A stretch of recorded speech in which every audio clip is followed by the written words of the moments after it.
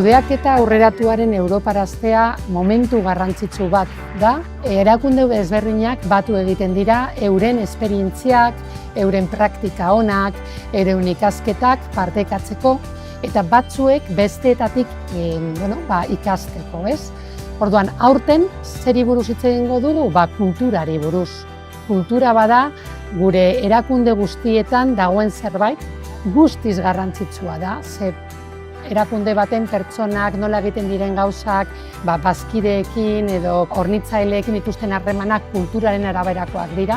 Orduan, oso garrantzitsua da kultura hau enpresa horrek dituen balorekin alineatuta egotea.